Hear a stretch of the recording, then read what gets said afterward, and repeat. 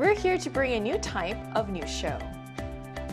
New insights, new styles, and new topics every day. We are News Generation. Bringing news just for you. It's Thursday, February 19th here in Seoul. I'm Lee Soo-jin, and this is News Generation. Joining us today is Niall. Good morning. Good to have you, and also Moonji's with us. Thanks for having me today. Thanks for coming in. And both are here to speak on behalf of people in their 20s and 30s. So today marks our first show back after the Lunar New Year holiday, and I hope everyone had a wonderful break, whether you spent it traveling, eating way too much good food, or just catching up on some much needed rest. And if you're feeling a little down about being back at work, hang in there because it'll be the weekend again very soon. So Niall, how did you spend the long holiday? Eating way too much good food.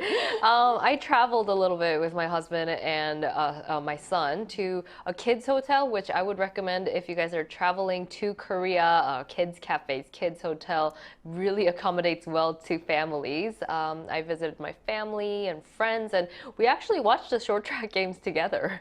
Which we'll be talking about more about later. What about you, Moonju? Pretty much similar thing. I ate a lot and I spent quality time with my whole family.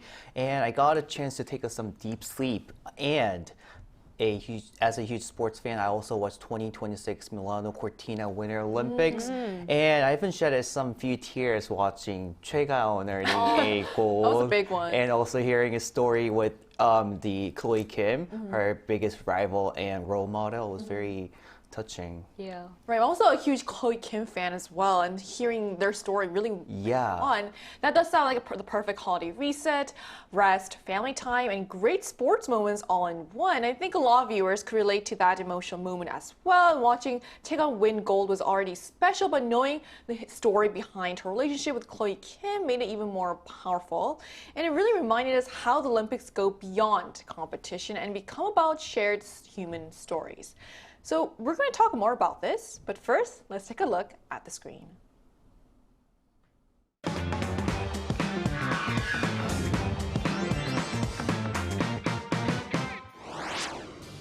The Winter Olympics are in full swing, and South Korea's athletes are once again making their presence felt on the global stage. Held once every 4 years, the Games bring winter sports like skating, snowboarding, and skiing into the spotlight, capturing the attention of fans around the world. Today on News Generation, we take a closer look at how South Korea's performance at this year's Olympics compares to past games, the unforgettable moments that captured public attention, and as the Winter Olympics near their final days, what kind of ending would make it truly memorable? As we just saw in a video, with only a couple of days left until the closing ceremony, South Korea's athletes have been putting on some truly impressive performances across the board. We've seen strong results in several key events, and there have also been a few matches and moments that really captured public attention. So let's start with the sport Korea is best known for on the Olympic stage, which is none other than short track speed skating. So Korea has a long history of success here, and these Olympics have been no exception. So now, what stands out to you most about the short track performances thus far? Yeah, you're right in saying that short track speed skating has been one of Korea's most reliable medal-winning sports. Even before Milan, Korea had won as many as 53 medals in short track alone. And in Beijing, 2 gold medals came from short track. I actually watched on the 16th, and it was absolutely thrilling. Kim Gil-lee broke down in tears at the start of her interview. And during semifinals, Kim Gil-lee was running second but was tripped by a Belgian skater and fell. The Belgian skater was later penalized for the lane change, and Kim advanced to the next round. During this Olympic alone, Kim experienced 3 separate incidents where she was tripped by other competitors, including in the mixed relay. But despite that, she successfully advanced to the final and came home with a bronze medal. And as of this morning, 5 a.m., there was the women's relay final. South Korea's women's short track team won gold in the 3,000-meter relay ahead of Italy and Canada. Right, it's a big one. So short track really has been Korea's most reliable medal sport historically and again this time around. And I also heard there's a cool nickname that Kim Ki-hee has, Lamborghini. I don't know if you've heard of it. And what's really interesting this time is that Korea's success hasn't been actually limited to ice events. So we also saw eye-catching performance in snow sports, which traditionally haven't been Korea's strongest area. So how significant is this shift? What has happened? Yeah, it is very surprising this year and this Olympic to see how snow events athletes are breaking this tradition, and it is very inspirational, I think. Our veteran snowboarder Kim Sang-kyum earned a silver medal and taking the entire country by surprise.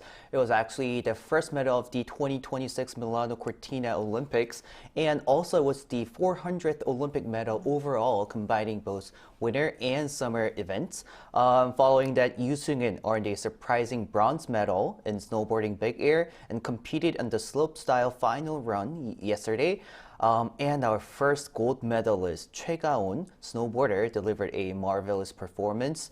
I wouldn't call her win unexpected because many global news outlets had already highlighted her gold medal potentials. But I would have to say competing against the United States' Chloe Kim would have been very hard for her. And also because she is a two-time defending Olympic champion, and she was highly favored to win a third consecutive gold. But Choi Ga-eun surpassed her role model and her co-athlete to stand at the top of the podium.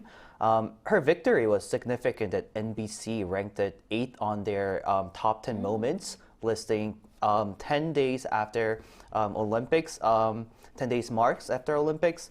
Beyond these three, Lee Chae-eun also showcased an amazing performance, finishing in 6th place. However, this remains as a mystery because he landed the world's first frontside triple cork 1620. This is very difficult technique, Right. but she was ranked on the 6th, so this is kind of mysterious. And he also shared his disappointment here, but also expressed that he has no regrets about his performances this Olympics, which I think he should be. And also, he is determined to keep moving forward to reach even greater heights. And so overall, our snow sport athletes performed exceptionally well, truly exceeding all our expectations. So like you said, whether they made it onto the podium, there were really big, significant moments. And to get a first-hand perspective, we're joined by someone our viewers know very well, who will join us from Milan. And that conversation will take place right after the break, so don't go anywhere.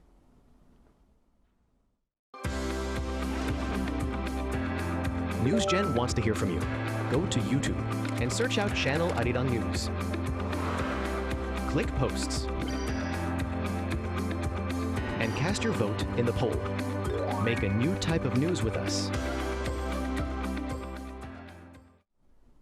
Joining us today is Kwon Ji-yeon, one of our regular panelists, who's currently in Milan for the Olympics. So hello, Ji. I know it's quite late or quite early, depending on how you look at it. So thank you so much for connecting with us today. Hello, Sujin. To have you. So what's the atmosphere like in Milan right now? You're at the heart of the Olympics, so tell us all about it. Of course, well, I can feel both the excitement of winter sports and Milan's elegance everywhere in the city. Well, it feels as though Milan is honoring its rich traditions while at the same time embracing and promoting the Olympic spirit to the world. And there's also a deep sense of pride among the people here when you can see it in their smiles, in their hospitality, and in the way they speak about hosting the Olympic Winter Games Milan Cortina 2026. Even in everyday moments, whether at a restaurant or in a shop, it's very common to be asked, where are you from? And are you here for the Olympics? So it reflects how personally and warmly the city has embraced this global event. And around famous places like the Duomo, you can clearly feel the Olympic spirit, from national flags and cultural displays to visitors from every corner of the globe. The city has transformed into a true, meaningful and international stage. So what's most striking is that this doesn't feel just like another sporting event. It feels like a shared global moment. And I reckon Milan is not simply hosting the games, it is actually embracing them, and in doing so, welcoming the world with open arms. Thank you so much for that.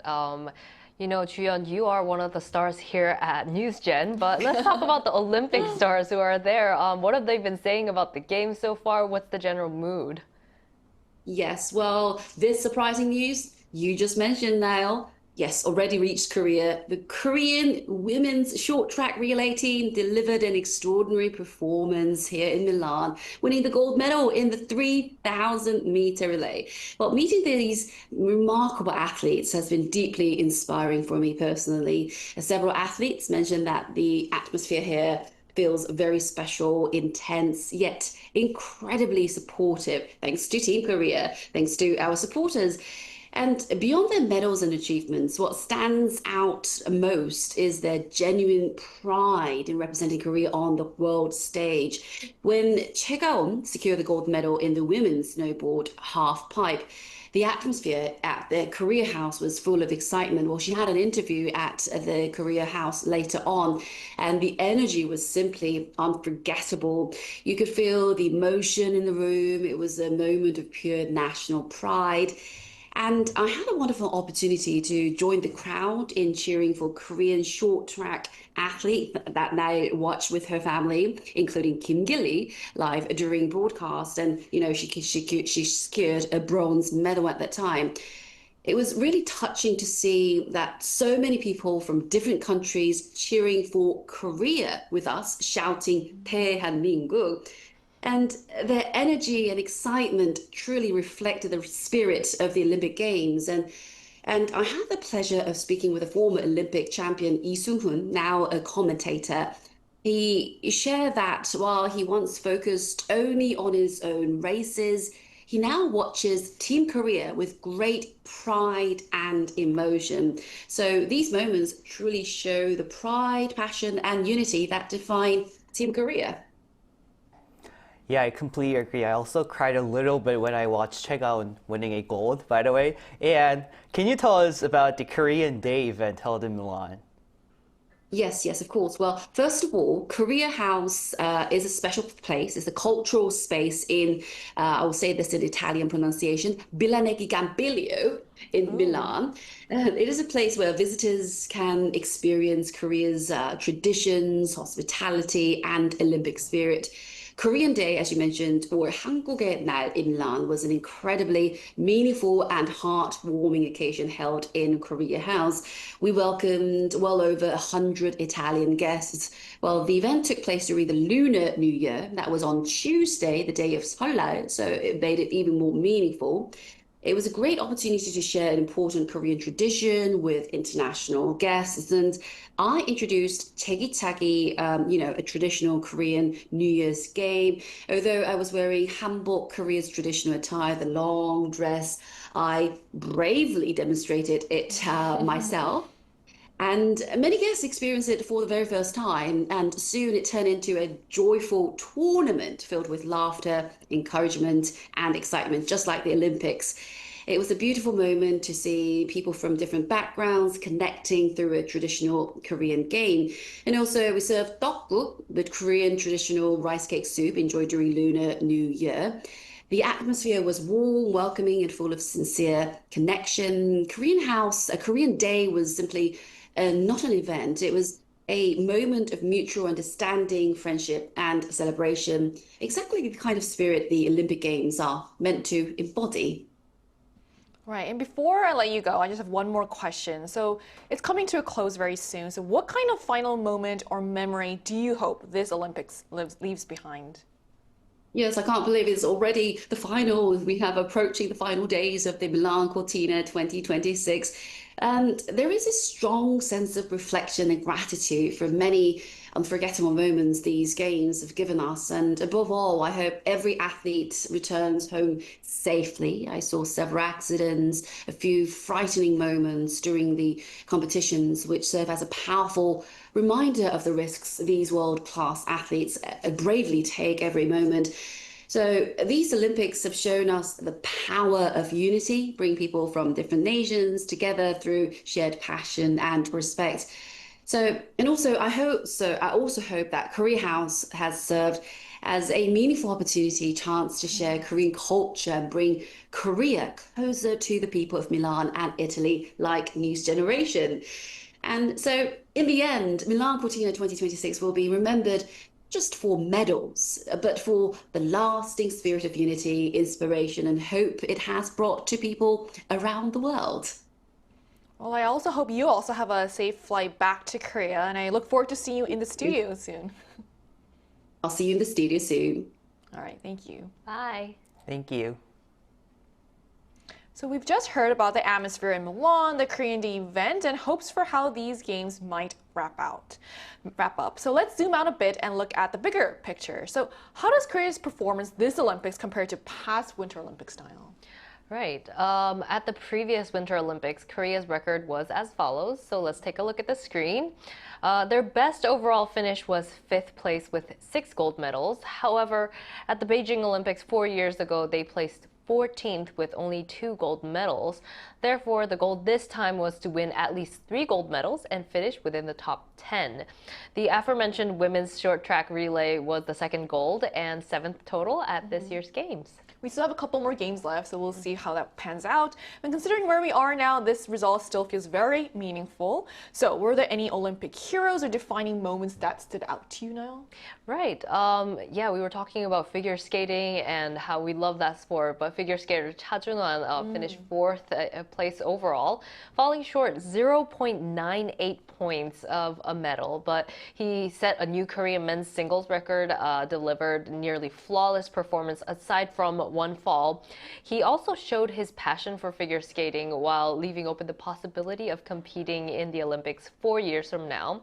As a highly charismatic athlete with many international fans, some overseas supporters expressed frustration and disappointment over his 4th place finish, but overall this was a lot better than many experts predicted. Right, 4th place isn't bad at all, and considering this is his 3rd Olympics, it's still very impressive.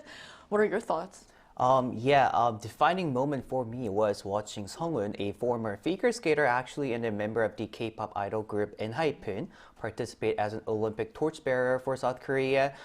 He attracted a tremendous number of fans, as you can see from our screen here, and prompted the New York Times to spotlight his participation and cover his every move. I was also deeply touched to see mother and bobsledder Elena Myers-Taylor win a gold in her 5th and final Olympics. Taylor is a quintessential mom athlete, continuing her career even after giving birth to her sons, Nico, born with hearing loss, and Noah, born with Down syndrome. Her victory was particularly touching because, she said she wants to share hope for other families who have experienced the same fears as she did and show them there is a light at the end of the tunnel. And ultimately, I think she lived up to those words and inspired the world. And that actually leads nicely into a broader conversation we've been seeing lately. So these days, many people seem to value the journey and effort just as much as the final result. So do you sense a shift in how people are viewing the Olympics this time around, Minju? Oh, yeah, definitely. These days, I think winning a medal isn't the only definition of a success anymore. As Jian just mentioned, there is a embracement in the Olympics. Compared to the past, we're seeing a much stronger culture of simply just enjoying the festival, the spirit of competition itself also. Before the games began, Pope Leo XIV shared a message hoping that this event would help ease global tensions and foster world peace. I truly hope that this global festival serves as a turning point to put a stop to the conflict that we're facing these days. We're definitely seeing it among the athletes as well. Like we mentioned numerous times throughout the show about how, Chloe Kim was genuinely really happy for Taekwon winning gold. And also we see, and we talked about figure skating early on about how the U.S. athletes, they're also very encouraging to one another and they're just really just having a great time. Yeah, exactly. And there's definitely a growing view that even without medals, the Olympics remain a celebration of the sport itself. And as we head toward the final days of the Winter Olympics, let's end with this. So with the Olympics coming to a close soon, what would you hope to see in this final chapter? As Moonju mentioned and as Juyeon mentioned, the Olympics, it's something really emotional about pouring everything that they've worked into this one game. And when the Korean national flag goes up and the anthem plays, it's creates a sense of unity that we usually lack these days. And what a lot of people miss is Olympics. After the Olympics, they have the Paralympics, and that's also incredible hard work going into these games as well. And Winter Paralympics will be held 10 days for 10 days, starting on March 6th. And I hope many people will also take interest in the Paralympics. Right, and what about you, Moonju? Yeah, I think pretty much similar. I just want to express my all respect to all the athletes who competed in the 2026 Milano Cortina Winter Olympics. As Niall just mentioned, they truly gave it all, and it was an absolute privilege for us to watch them. Their performances, and also there is a Paralympics coming up, as Niall also just mentioned, and I hope all sports fans continue to show their passionate interest and support for the Paralympics also. Right, so as the Winter Olympics near their final chapter, the medals and records will be remembered, but it's the stories of perseverance, sportsmanship, and shared emotion that truly stay with us. The inspiration they leave behind will continue long after the closing ceremony. So here's to hoping all athletes finish safely and return home proud of what they've achieved. And that brings us to the end of today's episode of News Generation, but News Gen will be back tomorrow at 10:30 a.m. Korea time with more stories and discussions. A big thanks to Niall. No problem. And Moonju. My pleasure. For joining us today, and to our viewers, thank you so much for watching, and we hope you continue supporting the athletes to the very end along with us. We are News Generation.